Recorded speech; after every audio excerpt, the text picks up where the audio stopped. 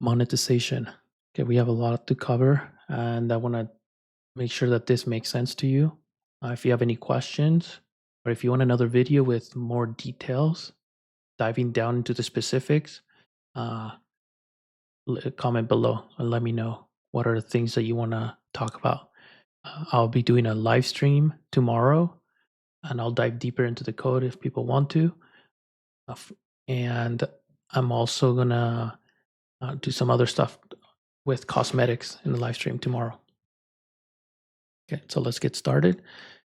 I'm going to show you, let's start with Meta. Okay. The first thing you're going to do when you log in your dashboard, right? You have your dashboard, you'll see your apps. I'm going to show you this monkey wizard one because that's what I'm going to be working on tomorrow. Um, Here, app overview. The first thing you need to do is come in here in the requirements section, data use checkup. So this is for in-app purchases and subscription. You have here, this is active. This takes a couple minutes, sometimes like half a day, maybe. So you want to try to do it early. So I usually, let's do one that I haven't done. Let's say I want to change avatars. I want to start using avatars on my Unity app. I first have to enable it here. So what do you want? What do you need in here? And then you type in, I want to use avatars in, or I want to use meta avatars in my game. That's it. You don't have to be, and you can upload an image of where you're trying to do it if you want. And then you go here and you add the request. And I could send it, but I'm not going to use it, so I don't care. Usually what you want to do is get, you're going to use it, just put it in. That way they can go through the request. Because usually once you submit a recertification, all of these become inactive until it gets accepted. So it's kind of this weird transition. So you don't want to do it while the game is out live. You want to do it before. Okay. So just do them all. Super simple. But get all the stuff that you need in app purchase subscription. Then we can actually start adding in here decision add-ons. So in here you have SKUs. I already set it up, but you can let's create one just so I can show you live, or at least in this video. If it shows up. Okay, so we're gonna do, what did I do? Um, so I did, the SKU was monkey coin. Oh, this one's wrong. Oh, that's gonna be bad. So it's a good catch. So you wanna, because you can't change these after. You have to redo them. If you spell it wrong. The SKU is like, I think I can delete it though. Okay, so let's say monkey. What did I put? Coins, like monkey coins underscore, and then I'll say one, and we set it to consumable. The difference between durable and consumable, it says right there, it can only be purchased once. Consumables can be purchased multiple times, but you have to make sure you consume them because there's different states. When the player purchases consumable, you have the item, but you have to consume it after. So there's two API calls for that. And so if you don't do it right, it's going to give them errors the next time they try to repurchase that item. So very good. And so I do this for in-game currency because they're going to purchase it a lot of times. Show in store, if you want to show this. This is kind of a weird thing. I would never do this because it puts a price tag on your game, and if you're free to play, it makes it weird because your game now has like a price tag, and they're like, why is there a price tag there? Very weird. And then you have to save it every time you're done. Pricing, I'm gonna do this one free, and there's a warning that you can, this is something new, is that you can't change the pricing unless it's been out for 30 days. So this prevents you from changing it every 2 weeks and stuff. I had my boss that wanted a change constantly, and it made things confusing. But so this prevents that, like changing the price constantly. So once you set it, you got to make sure that's what you want. Enter the name, one free monkey coin. So one free monkey coin. Save draft. Okay, and I'm gonna publish it for this release now. And you can also add a schedule. Okay, so because it's released, I can't delete it anymore ever again. I can, and here you'll see I can make it unavailable. It'll take it off. This one though, let me see how. So this one I messed up because it doesn't say coins. This is very important. Uh, so because of, I don't know if it'll let me. Skew. Oh, I can change the skew. That's awesome. Yeah, so now I can save draft. And I fix that. Okay, because this is key for then in the game. So you have these. Let me publish themes because I don't think they'll work if they're not published. So that way they're ready for tomorrow. I won't be able to show you live now because you can't test these in the editor, and it's a pain in the butt to do. There, in theory, you're supposed to be able to with a test account and be able to log in the Unity editor. They have the tools, but they've been neglected, and those tools don't work because VR has been constantly being updated in Unity and stuff. And um, but I think eventually, or if someone has found a way to get it working, but usually the entitlement check has to, in order for you to make an in-app purchase, and um, you have to have the entitlement pass, because once you're entitled to the app, you can do all the meta features. So, uh, okay, so here's that. We have that set up. The other thing to do is now go to PlayFab. So I have this, and I guess I could go to the other. I'm not going to show you, but you could do monkey coins here. Okay, the monkey coins MC, and you'll see that later. And I'll tie it to my monkey game later. This is like live stream because I was testing things. So you have this currency, right? PlayFab. So you have the PlayFab backend accepts currency now, and the front end on Meta as the SKU. So now we're going to talk about the buttons. On the last video, we set up buttons. We already did some of the backend stuff. Before loading, when we did the loading, we logged into PlayFab. We did the entitlement check on Meta. So we have everything set up for an economy system. So in here, I just have a simple text, some currency, and the buttons that we did before. Now the buttons they're a prefab, so they have the canvas, text mesh pro. I can change the title, and I set it up so we have all the monkey coins. Now the buttons in here on select, enter, they call this function that does the in-app purchase.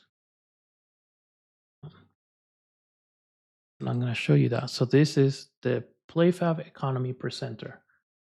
This will display, obviously it has the currency text, and it has the functions to purchase in-game currency. These are scriptable objects that signal an event. And if you want to learn more about this, I can go in depth. But basically, this was something we learned on Monkey Doodoo from the Unity project called Chop Chop. If you're familiar with that. If not, you can Google Chop Chop and you'll see all the Unity videos. And I'm pretty sure it's still available to check out and play with. I love the way they structure everything and kind of they separated things so there was less dependency on on connections between classes and stuff. So very cool system. So we emulated this, and basically it's a scriptable object that sends an event type. And so this one has a string, and it's called just string with callback. So the callback is to tell the system that it went through or not. Okay, so I'm going to show you that now. So it makes it super simple because it's just, okay, I drag and drop and I know that on the other, this is like a radio signal type thing. It calls the event, and then on the other side, there's someone else listening to that. And I'll show you the other side in a second. But the PlayFab Economy Presenter, we'll have the text at the start, and it'll go to the game manager and say, hey, give me the monkey coins, right? And again, it's hard to make it general, but if you see, I made all my functions general. So instead of saying buy monkey coins, I said buy in-game currency. So you can reuse this asset. The only thing that's going to be different is these strings, right? Like monkey coins, it could be something else. And in here, game manager might call something else. Oh, you might not even use the game manager, right? But when you set up your structure, at least set up something that you can then, with minimal changes, can make it work, right? Because if it said here monkey coin shop or whatever, it it really can't be reused, because then you're going to be confused in between games. So I try to be as general as possible. But at some point we had to like get specific, because PlayFab needs a specific currency and we need 2 letters, right? And so I just did something like this. You could also just always use the same abbreviation for all coins or in-game purchase on all your stuff. So like you can make it in-game currency, so IC, and you can always have IC on every project from then on. It's up to you. Um, okay, so we have on enable. I try to, sometimes what I do with these UIs and stuff that are in the world, especially in VR, I try to hide them if the player's not within a proximity. So usually I do a on trigger event. So when the player comes through that, it'll pop up whatever he needs to. These are for specifically for text stuff that you can't, that doesn't have a geometry, because you can't do LODs without mesh. And so what I tend to get used to for performance uh, things, if a player is within bounds, when on trigger exit, it'll hide it. On trigger enter, it'll enable it. And so this is nice because you never know how much, if the player went somewhere else, bought something and came back, right? Or you can just have all the shops within the same place, so then you don't have to worry about this. And then you can call an event that this function is listening for. Every time the currency is updated, this can get updated too. But the idea is this is general. You can use it however you want, and it'll update the text with that. And so this can be called in different formats if you want. It can be a listener that's always listening for a change in that currency. Anyways, here, so these are the two things that have the buy in-game currency with a skew. So remember, this string skew comes from we want it to match with meta. And if you look for on YouTube in-app purchase on Oculus, not Meta, Oculus, because it used to be Oculus, there is a tutorial that shows you how to read these strings and populate a list of text that shows you what's available for purchase. The only problem is that there's so many bugs that come from Meta with the skews, the price, and if it's like a different country and whatnot, and it doesn't work all the time. And you end up wasting so many hours debugging it, thinking, what did I do wrong? And then you realize that Meta does something that's not documented. Some of the things, for example, on a dev account, if you're the developer on the game and you have this queue, the price listing from Meta will be 0.01, regardless what you put in. And so this is very confusing because you're trying to test it and you can't test it on your own account. And it's so difficult to swap accounts on the Meta headset, right? If you do multiple accounts and stack them and you start swapping between them, it gets even crazier, right? So like the system is not really dev friendly. And so we ran into a lot of problems. Even when MonkeyDo was live, there were so many bugs. For example, if someone was on a beta channel, Meta thought that they were a developer. And so certain people that were on dev channels, or even not, sometimes they would get this 0.01 price and be able to buy stuff for 1 cent, right? And so you have these like $100 bundles, and some people were, for some reason, because it was buggy, they would run it for 1 cent. Or other times there was, for some reason, Meta was doing some backend changes and it would affect our SKU system or something, and all of a sudden our bundle was not showing. And so because of that, I just tend to go away from specific bundles that are like live for a temp period of time, because there's so many bugs that you have to constantly check. So waste dev hours, QA.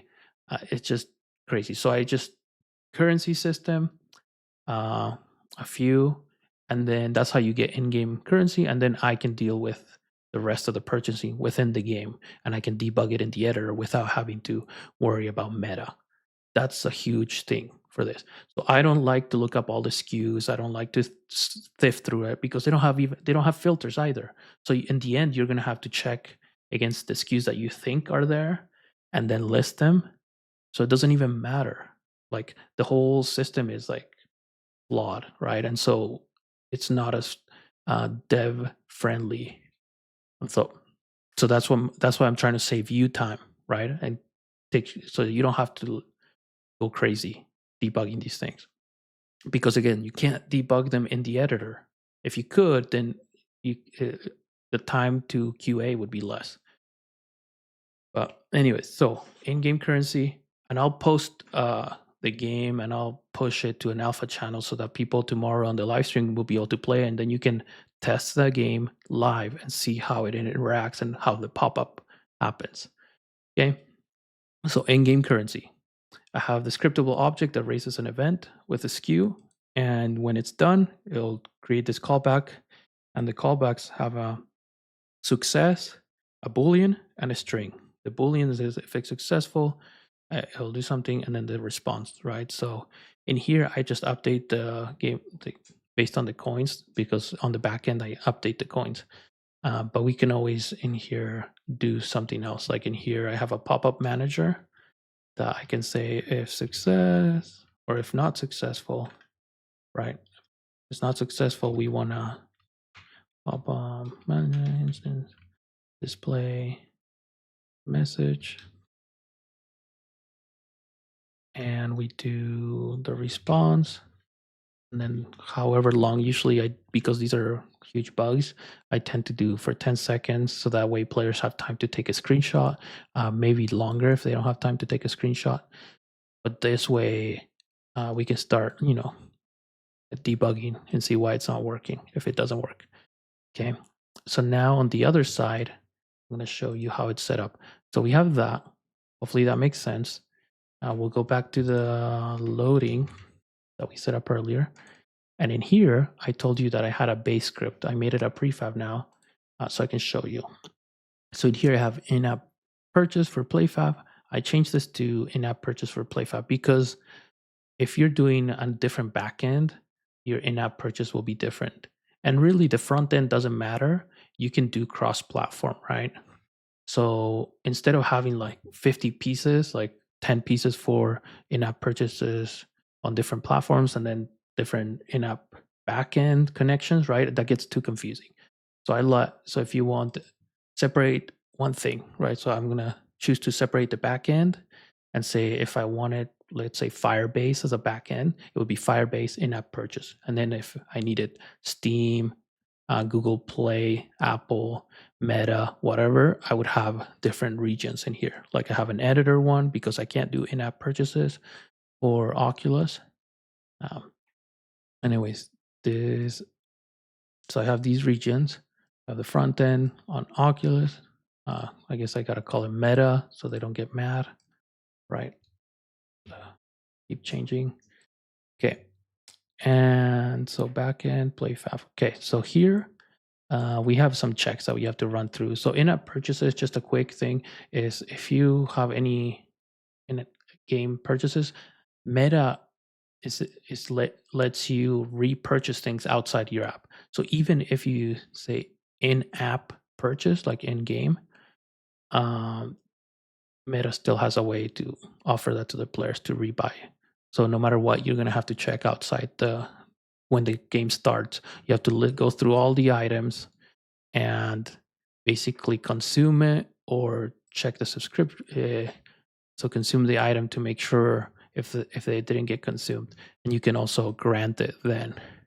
So if they buy it outside, if let's say they buy 5,000 rubies or monkey coins, and they want to rebuy it, they purchase it again outside the meta store. When I come in, I check that, and if they own the item, I need to consume it. And that there's two API calls: one to own it and one to consume it. So once they consume it, I can say, okay, grant them another 5,000. So you can do that at the beginning of the game. The other thing we do is check for subscription at the beginning, right? Did they own the subscription? Where's their subscription status? Oh, and I'll go over subscription.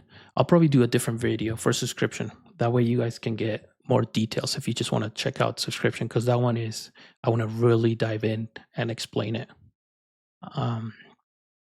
Start Oculus purchase. So here's the function I'll show you. Oh, I forgot to. These are the listeners that I have. Like we said, we have scriptable objects, and this is the other side of the scriptable objects. The example from Chop Chop is that there's a listener on the other side. So these are the receivers for string with callback and void with callback. So that means there's a string coming and there's a callback going back. And these can be named however you want. I just like to do this because sometimes I'll have void events that I don't want to call back. I just want to like saving stuff. I just want to save it, and whatever happens, right? Because it will save regardless, right? And if there's a problem, it's a problem on the back end, not on Unity. There's nothing I can do. Anyway, so subscription and real world purchase.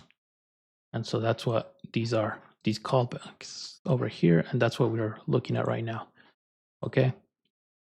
So start Oculus purchase. We have the SKU. If we're in the editor, I just give it to you. Obviously, there's other options. You can just like return a callback saying successful, but it was a test run because it's in the editor, right? But for me, I like to figure out the full loop, and so I want to know, is this working, right? Oh, the other thing I do, you notice this is a private call. If you, this is the make real world purchase.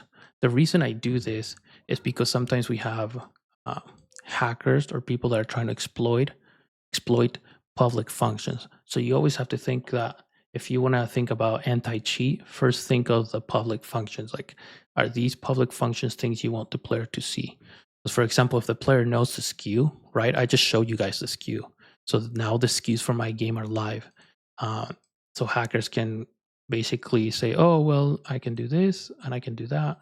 And then they'll be like, oh, this is like the first measure. So I'm technically showing you. And so if there's a hacker watching my video, they'll probably be like, okay, I know I can't have callback null. So that's the first check, right? The other thing that I can go is do other things on the back end. But for now, this is that. I also, in case of MVR with button purchases, you want to make sure that if they started the transaction, that they don't accidentally press the button twice, or they will press it multiple times because of the way Unity handles things. You can do this on the front end on the button to make sure it's not being pressed twice. But I just check it here and I make sure it doesn't happen twice until it's done making the purchase. Okay. So we'll start the purchase. Here is the in-app checkout flow. Is basically, this is a meta thing. It does the pop-up, and meta will ask you, and then depending on what happens on that transaction, if it's an error, it'll tell you why the error is, and that's usually like, oh, the player canceled or this and that. And I have a parse function that goes through that list and separates it. Okay, and once it's done, and only once it's done, I consume the purchase, right? So I'm in here and I purchase, consume it, and then I check again, right? So if it doesn't consume it, there's an error, and I list why that error, it didn't consume it. And then once it's done, I then grant the package, right? I don't do all this until both pieces are done. And if it's not done, we'll figure out why. We have grant package. We have the SKU, the currency, the price. I set it at 0 because you paid with dollars in-game currency, right? Then, and this checkout flow that we just went through is actually a lot easier on Steam with the in-app, and I can show you on another video if you really want to. We can go over all that for Steam. But anyways, here we have, after this, we update the game, right? So we just purchased, there's two options now. You can either get inventory, right? Get the inventory currency and update the game, or you can just hard code it like I just did because I don't want to make another call to the back end. I just want to save. It's just it's pennies really, so it's not a big deal. But so this is what I do. If the skew is this one, I give them the currency in the game. So because when they get the callback, they'll get that update, right? And so I update the game, and then it's done, right? And then I have this dollar value. So this dollar value is just a, I guess you could say extra credit if you want. But this is how I track dollar value per player. I have a function on PlayFab, a cloud script that then adds to this dollar value, and so the dollar value is a stat that they have, and so then I can do on my own a leaderboard on dollar value, and I can know who's my highest paying cost player, right? So that's a good way to figure out who's who, right? Um, you could even like, since you have this, if you're a developer, you could technically display everyone's dollar value for yourself, right, and hide that for everyone else. That's another tip. But this is it. That's the bulk of everything. And I wanted to show you one more thing as a final thing on PlayFab Handler. This is what I use at the beginning of the game. So when the game loads, um, this these functions, they're not tied yet. But what happens is we'll load in-game currency, get user inventory, and get currency. Or if we wanted to load inventory, we load the inventory. So with in-game currency, it's part of the get inventory callback from um, from PlayFab. So PlayFab has inventory, at least if you use the legacy economy system version 1. They have inventory success, and then you can grab the currency, and that's it, right? But that call also has other results. So in here, um, we have other, like for example, I left this commented out because I'm going to use it when we do cosmetics. So this is how you like grab the cosmetics on the back end, but it's all part of your inventory. Cosmetics and currency are part of the same call on PlayFab. But if you just want to get the currency, you just do this, right? It's just a simple call. But usually when you start the game, you want to grab everything, and so might as well just, since you already made the call, just grab the inventory as well and load that. So this is at the beginning. But anytime you want to update the game to the latest currency, you can use this and say, okay, give me the latest currency, and then I'll update. Okay, so we'll do that next time, and I'll add that. And then in the next video, I'll go over subscription because there's a little bit more details on it. It's super simple, and it's the same logic, but I want to make sure it's on a separate video so people can search for just that, because it's a really good tips. If you enjoyed this, if you have questions, let me know. Comment below. Please, if you like the video, like it. And if you know of other devs that want to get into adding economy system in their game, let them know about this video and other videos, because this is the principle, right? The structure, a return on investment. So you can do this with any front end and any back end. You just gotta learn how to do it for the back end for each one, right? And so if you wanna, I've done it on Steam as well. If you want to learn how to do it on Steam, it doesn't have to be VR specific. It can be any Steam game. I've done that too with PlayFab, and I can show you. Just comment below and let me know. If you know anyone else, please let them know. I'll be doing a live stream tomorrow. The link will be below with all this live. And so you can ask questions. We can go over specifics. It's all up to you. But that's why I do this, is to show everyone what they can do if they take their time to invest in themselves. See you tomorrow.